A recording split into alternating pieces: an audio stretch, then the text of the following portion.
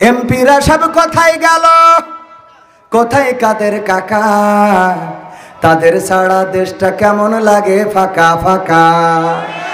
পালাবো না, পালাবো না, প্রয়োজন হলে ফখরুলের বাসায় গিয়ে উঠবো। শুনেছি আগে নির্বাচনে লাগতো টাকার নোট, দেখেছি আমি ভোট করিতে লাগেনি কোনো ভোট। ভোটের আগে পাশ হয়েছে মন্ত্রী মিনিস্টার, লাগেনি মিছিল, লাগেনি মিটিং, লাগেনি তো পোস্টার। নির্বাচন কমিশন ছিল ইন্ডিয়ান কোন যন্ত্র, কেমন গণতন্ত্র ছিল, কেমন গণতন্ত্র, গণতন্ত্রের আড়ালে ছিল দাদার ষড়যন্ত্র। কেমন গণতন্ত্র ছিল, কেমন গণতন্ত্র, গণতন্ত্রের আড়ালে ছিল মোদির ষড়যন্ত্র। বিদেশিদের দেখাইতে চাই যে এই দেশে ভারতের মোদি সরকারের দেওয়া কালী মন্দিরে কালী মা কালীর মাথা থেকে মুকুট চুরি হয়ে যায়, এটা বিশ্ব মিডিয়াকে দেখাতে চায় যে এই দেশে হিন্দুদের নিরাপত্তা নাই। আর যে কটা ধরা হয় ধরলি দেখা হয় সব কটা একটাও আগা কাটা নেই, কথা কয় না। মূর্তি যারা ভাঙতে যায় যেই অ্যারেস্ট হয় দেখা যায় যে ও ঠিকই আছে, আগা কাটা না এরা। তো ভাইয়েরা আমার, এই যে অবস্থা তো ওদেরকে বানাই ফেলেছে, বলছে যেহেতু নাই ব্যবস্থা তো একটা করতে হবে। আমরা এই যে ধরে নিয়ে আসলাম, তো যে কথা বলছিলাম যে মামলা কেন মরা মানুষের নামে হয়, ওসি যখন বললো যে কটা খুব লিডার, ও চিন্তা করে এ সারা জীবন তো মামলা দিয়াই লাগবে, এত খুঁজে খুঁজে পারে কিনা। 2014 সালে যাদের নামে মামলা ছিল ওই লিস্টটা ধরে নিয়ে আবার মামলা করতে ও যায়। কনে ধরেন সাতক্ষীরাতে পাঠাইতেছে, যাও ওই শীতে সাতক্ষীরা ওই যে সঙ্গীতা মোড়ে বসে সিগারেট টেনে কয় যে শ্যামনগরতে খুঁজে আইছি সব পাইছি। কাগের তা ওই যে 2014 সালে যে লিস্ট করেছে ওই লিস্ট অনুযায়ী মামলা। ওই লিস্টে যে 2018-র মধ্যে 3-4 মরি ভূত হয়ে গেছে ওটা তো অত দেখতে যায় না, ওই লিস্ট ধরে আবার মামলা। 2024 এসে ওই লিস্ট ধরে আবার মামলা। এই জন্য মরা মানুষও কবরে যাই বলছে আল্লাহ আমি আর কবার গ্রেপ্তার হব, কথা কয় না। কবরে যাইও শান্তি আছে, বুদ্ধি করেও মামলা থেকে অনেকের ভালো বুদ্ধি আছে, কবরে যেও বুদ্ধি করে। একজন বলছে চোর, ও চোর ছিল, সেলিগের বলছে শোন আমি মরে যাওয়ার পরে সারা জীবন তো ভালো কাজ একটাও করিনি, আমি মরার পরে তোরা একটা কাজ করবি, কবর অন্য কবর থেকে কাপন চুরি করে নিয়ে তো আমার দাফন কাপন করবি। বলছে আব্বা সারা জীবন তুমি কত টাকা ইনকাম করলে, আয় উপার্জন করি আমাকে খাওয়াইলে, আমরা কবর থেকে কাপন চুরি করি কেন তোমার কবর দেবো? বলছে এটা একটা বুদ্ধির খেলা, আমি একটু বুদ্ধি করবো। কি বুদ্ধি?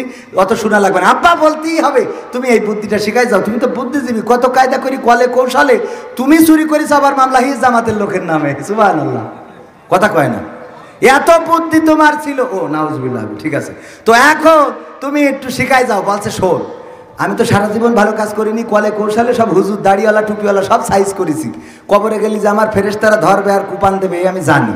তো এই জন্যই পুরনো কাপড়ের কাপড় দিয়ে যদি কবর দিস, যখন মুনকার নাকির এসে বসাইয়ে প্রশ্ন করবে মান রব্বু খা মান দিনু খা মান নাবিউ খা, আমি তো করতে পারবো না কারণ এই দিন তো মেনে চলিনি।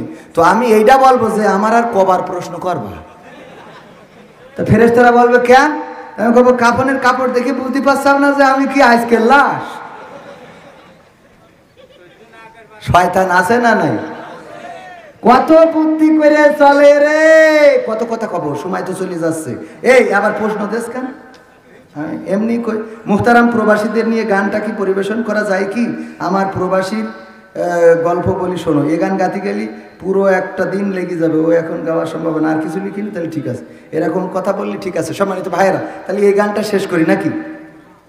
নায়েবে রাসূল কোরআনের পাখি বলতো মানুষ যারে, সেই মানুষের 13টি বছর রেখেছিল কারাগারে। দিনের কথা বলতে গেলেই করতো গ্রেফতার, ইসলামী বই কোরআন হাদিস করতো যে উদ্ধার। ও সবে নাকি থাকতো লেখা নাশকতার মন্ত্র। কেমন গণতন্ত্র ছিল, কেমন গণতন্ত্র, গণতন্ত্রের আড়ালে ছিল রায়ের ষড়যন্ত্র। কেমন গণতন্ত্র ছিল, কেমন গণতন্ত্র, গণতন্ত্রের আড়ালে ছিল দাদার ষড়। ঠিক বলেছি না ভুল? ঠিক বলেছি তো? সম্মানিত ভাইয়েরা, আমাকে বলেছিল যে 12টা 20 পর্যন্ত করবেন, আমি 40 পর্যন্ত করে ফেলেছি। যদিও আমি বলেছিলাম 12টার বাইরে করব না, তারপরেও আপনাদের সম্মান রেখেছি, আপনারা এসেছিলেন। আমার এই বইয়ে 100টার বেশি গান আছে, যে গানগুলো এখানে গাইছি সব আছে। আমার যুবকদের জন্য একটা গান অল্প একটু শোনাবো।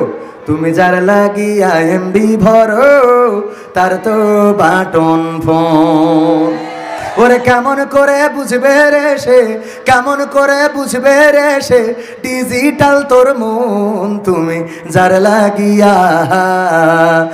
যার লাগিয়া এমবি ভরো, তার তো বাটন ফোন। মেসেজ দিলে সিন করে না, দেয় না তো রিপ্লাই, ভিডিও কলে বলবা কথা, ক্যামেরা তার নাই রে, ক্যামেরা তার নাই।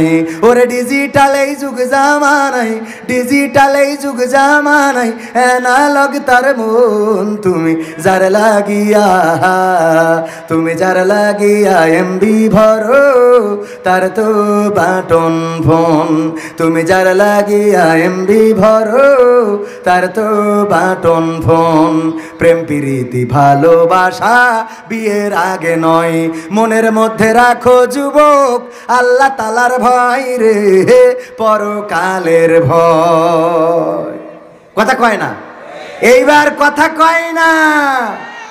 প্রেম প্রীতি ভালোবাসা বিয়ের আগে নয়, মনের মধ্যে রাখো যুবক আল্লাহ তাআলার ভয় রে, পরকালের ভয়। ওরে তবেই তুমি মুক্তি পাবা, তবেই তুমি মুক্তি পাবা দোজখের আগুন। তুমি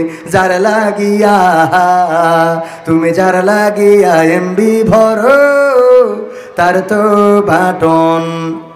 এই বসেন, মুনাজাত নিয়ে যান। হ্যাঁ না, প্রবেশ দোয়া চেয়েছে, তো দোয়া আরেকজন করে দিলে মনে হয় ভালো হতো। আলহামদুলিল্লাহি রাব্বিল আলামিন।